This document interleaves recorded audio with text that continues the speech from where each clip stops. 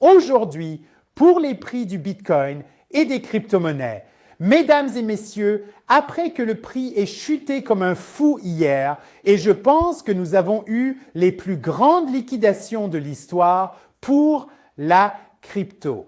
Moi-même, j'ai été liquidé sur certains de mes trades d'altcoin. Oui, mon trade de Bitcoin de 30 millions de dollars américains est toujours ouvert, mais j'ai aussi subi des pertes. Maintenant, tout le monde se demande, est-ce que ce marché haussier est terminé? Est-ce le début de la fin? Car généralement, les marchés haussiers se terminent par une capitulation significative des prix. Eh bien, ou est-ce une opportunité, le début d'un véritable dernier mouvement à la hausse? Parlons-en. Et que diriez-vous si je vous disais qu'il y a un indicateur qui nous dit exactement la réponse à cette question? Allons-y directement. Je suis ici, bien sûr, comme toujours, dans mon studio incroyable. J'en suis vraiment amoureux.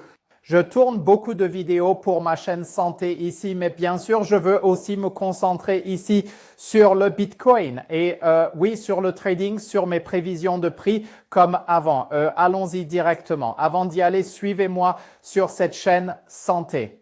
Si vous voulez des astuces et conseils comment développer vos muscles, optimiser vos hormones, optimiser votre sommeil, simplement vivre une vie saine comme je l'apprends continuellement depuis quelques années, je partage ces connaissances avec vous.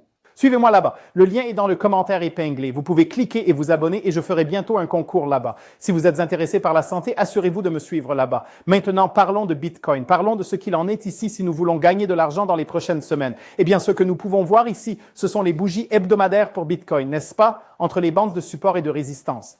Ici, qui existe depuis 2011 pour Bitcoin. Eh bien, pourquoi est-ce que je montre ce graphique? Laissez-moi vous montrer ce que nous pouvons voir ici. Chaque chandelier représente une semaine, oui. Et nous pouvons voir le ruban EMA ici et cette ligne de tendance ascendante. Et c'est très important à regarder pour déterminer si ce marché haussier est terminé ou non. Ce que nous pouvons voir ici sur le graphique hebdomadaire déjà, ça n'a pas l'air si mal. Mais ce que nous pouvons voir, c'est que nous maintenons le support ascendant. J'en ai déjà parlé, mais il est plus important de porter votre attention sur le ruban EMA hebdomadaire, pas sur le quotidien ni sur le 4 heures. Vous avez beaucoup trop de fausses cassures sur celui-là. L'hebdomadaire, cependant, nous indique sans faille dans l'histoire si un marché baissier commence ou non. Allons au dernier exemple. Le début du dernier marché baissier, novembre 2021.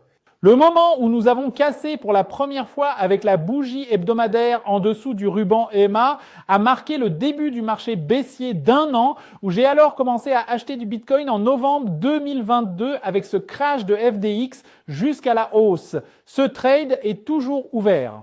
Je vous l'ai montré hier dans la vidéo. Eh bien, cette clôture en dessous, une clôture en dessous du ruban EMA et le retournement ensuite et la confirmation. Clôture en dessous, retournement, boum, on descend.